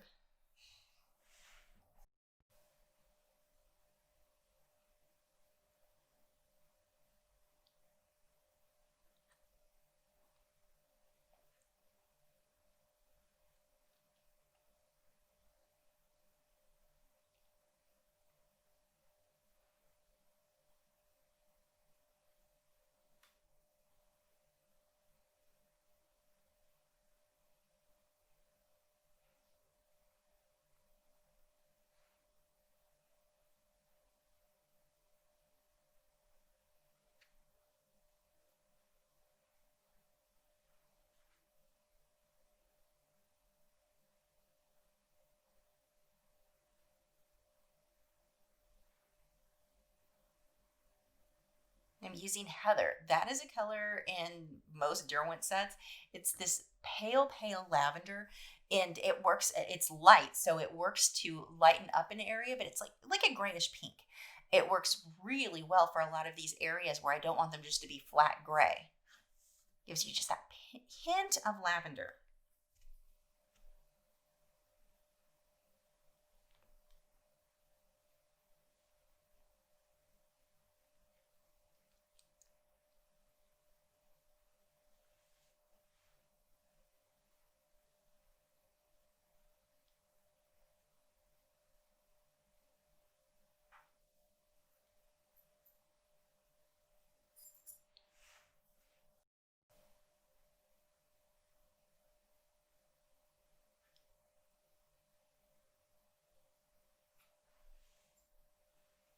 I'm using a little bit of a dark blue here right on top of the black, and it just makes the black look darker. It's not turning it blue, it just makes it look darker.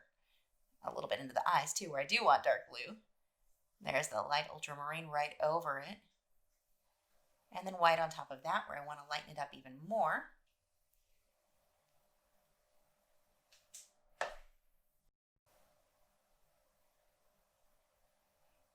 And this takes so many layers going back and forth over this. So to get this to look soft, if I making all of these little hair marks, if I do not continuously overlap and overlap and overlap, it's going to look very coarse. Now you do have to be careful if you overlap too much. If you start seeing it just everything blending together, we're not trying to create one muddy mess.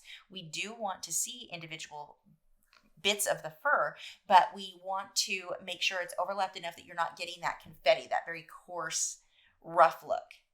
He's got to look soft, and that requires a lot of overlapping. And again, if you get to where it's starting to just blend out and you can't see any separation with those little hairs, then you know you're overdoing it. Go ahead and stop.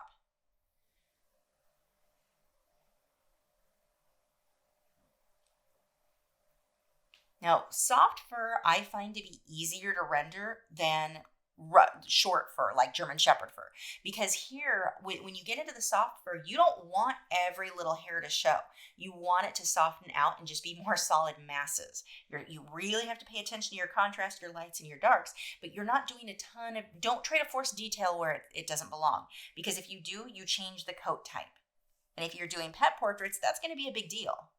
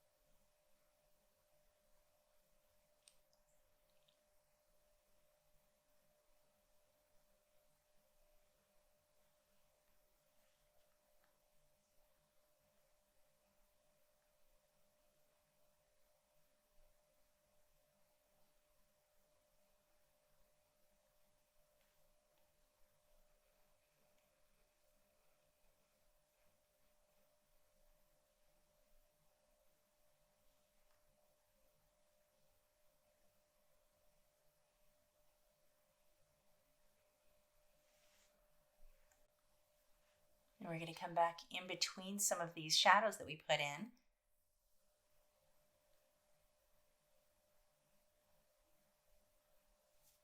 I'm just using the white polychromos here.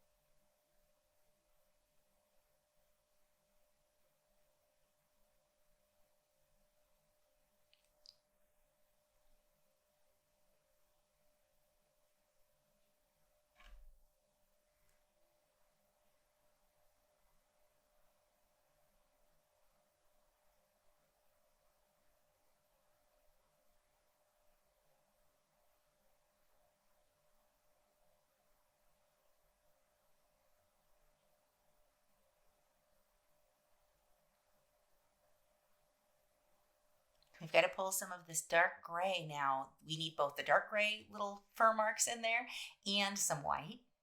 You want to get variation, and that's a big thing in anything to do with nature. You're going to have variation. You're not going to put all white hair. It's going to vary where you've got a highlight, and then that hair will curve. If you look at the other ear, you can see where it curves into shadow, where we darkened that up. If you just do straight white lines everywhere for the fur, while that may be the shape of the fur, it looks flat. So we've got to get that variation.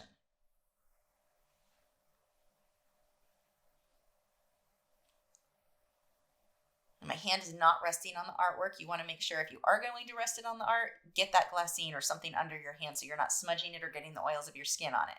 I'm holding my hand up a bit, so a little bit more how I would paint.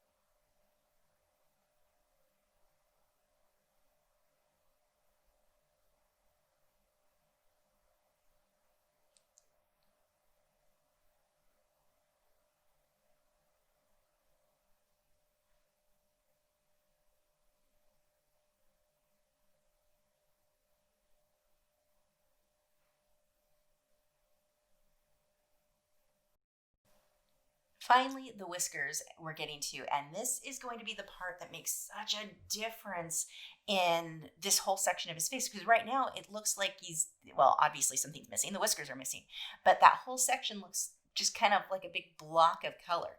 We needed it that way though, so that when we add the whiskers, and I'm using my polychromos white here. Now I do want my pencil sharp. Watch your reference photo. I don't care if they're exact, but I want pretty close. Watch the way they move. Watch the variation in there. Now, if one of these whiskers goes right in front of the eye, I'm going to leave that out. So, make wise choices as an artist on what you think will make your work look better. But the general movement, see how some of these curve? Now, I'm moving, this is not sped up. That's how fast I have to move my pencil to get the shape right. If I try to do this slow, it just doesn't come out smooth enough. And I generally start the pencil stroke pushing a little harder, and as I get towards the end of the stroke, I'm going to lift my pencil away from the paper, and that's what gives me that area that it thins out. One, it makes it more translucent, which is perfect. It looks like I've got shading, and I didn't have to put the extra work. But the other thing is that the shape, the end of the whisker will be thinner. Just blend that out. That was a little bit harsh there. And I don't use my fingers often in the work, but you can smudge things a bit with your fingers on this paper when you've got a lot of layers on it.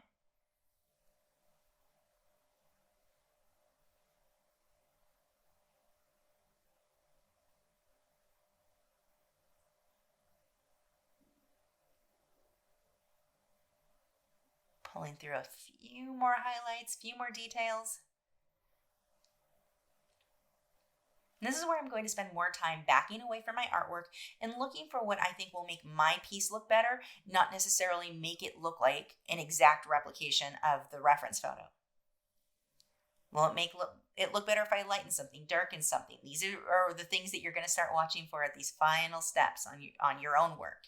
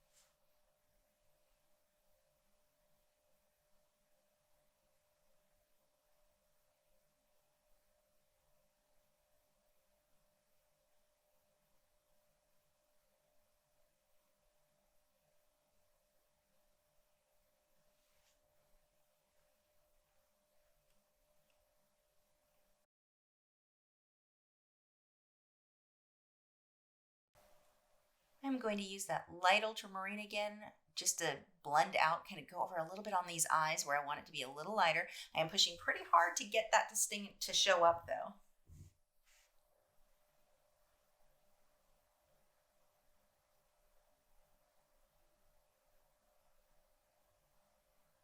Right there, that was the line I talked about where I really needed to separate that line across the bridge of the nose and the eye. It's subtle. I just don't want that black right up against the blue of the eye there.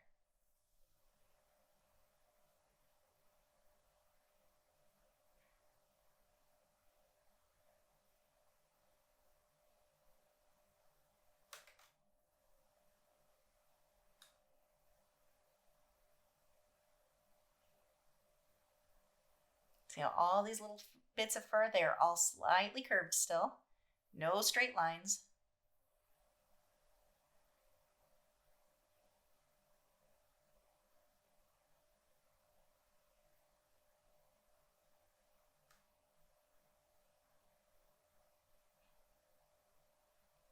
There's not much paint thinner on that brush there. I just want to soften it a little bit.